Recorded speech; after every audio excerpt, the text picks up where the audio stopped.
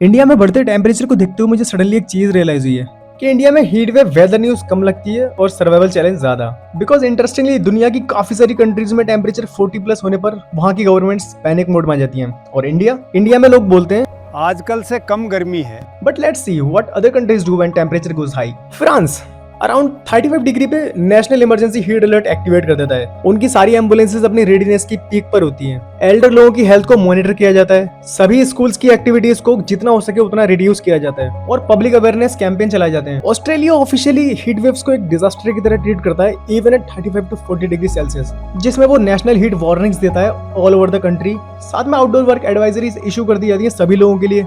सारे public cooling shelters खोल दिए जाते हैं। साथ ही पीक आफ्टरनून में आउटडोर लेबर्स के लिए वर्क रिस्ट्रिक्शंस लगा दी जाती हैं। जापान इस मामले में थोड़ा सा अलग है। ये बाकियों की तरह सिर्फ टेम्परेचर के बेस पे कोई भी एक्शन नहीं लेता है।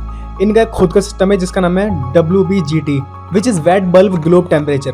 क्योंकि जापान का मानना है ह्यूमन सिर्फ टेम्परेचर की वजह से हीट में सफर नहीं करते हैं, इसके पीछे और भी फैक्टर होते हैं जैसे कि हीट, ह्यूमिडिटी, सनलाइट और हीट विंड फ्लो। अब जापान WBGT के अंडर इन्हीं सब के लेवल्स और टेम्परेचर को इवैल्यूएट करता है। अब अगर हीट डेंजरस लेवल पर पहुंच जाए तो जापान में इमरजेंसी डिक्लेयर कर दी जाती है, जिसमें स्कूल कॉलेजेस को कंप्लीटली क्लोज कर दिया जाता है। आउटडोर एक्टिविटीज कैंसिल कर दी जाती हैं। एम्बुलेंस की अवेलेबिलिटी एंड रेडीनेस को इंप्रूव कर दिया जाता है और एल्डर लोगों को फर्स्ट प्रायोरिटी दी जाती है और उनका सबसे ज्यादा ध्यान रखा जाता है। और वहीं अगर हम इंडिया की बात करें तो दुनिया की 100 सबसे हॉटेस्ट सिटीज में 95 सिर्फ अपने इंडिया की हैं। आए दिन एसी फटने की न्यूज आती रहती है। लोगों को इतने हीट स्ट्रोक आते हैं कि हॉस्पिटल्स में जगह मिलना ऑलमोस्ट इम्पॉसिबल हो जाता है। लेकिन इंडिया में हीट वेव से बचने का सोल्यूशन क्या होता है? घर से नहा के निकलो और फुल स्लीव्स के कपड़े पहनो, क्योंकि हीट स्ट्रोक से मरना प्रॉब्लम नहीं है, काले होकर हीट स्ट्रोक से मरना प्रॉब्लम है।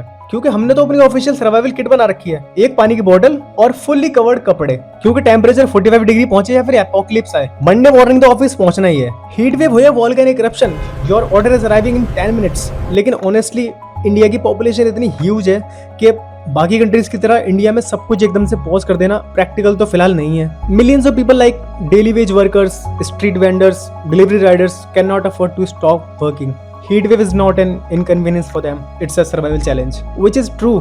बट एटलीस्ट सरकार अपने लोगों के लिए public shed areas, emergency water stations और पब्लिक कूलिंग शेल्टर्स जैसी बेसिक फैसिलिटीज तो प्रोवाइड कर ही सकती है। ये कोई मून मिशन तो है नहीं या कोई $1 ट्रिलियन टेक्नोलॉजी, बस इंसानों को गर्मी में थोड़ा कम पकाने की छोटी सी कोशिश। लेकिन उसके बजाय हो क्या रहा है? माइनिंग्स बढ़ती जा रही है, पेड़ कटते जा रहे हैं, क्योंकि डेवलपमेंट भी तो जरूरी है, तभी तो हम आगे निकल पाएंगे अपनी पर कैपिटा इनकम में। जिम्बाब्वे से सरकार को डेवलपमेंट का मतलब यही लगता है कि जब तक 4 लोग खड़े होकर ये ना बोले यहाँ पे जंगल था। कभी कभी लगता है सरकार के लिए हीट वेव सिर्फ एक एक्स्ट्रा समर अपडेट है।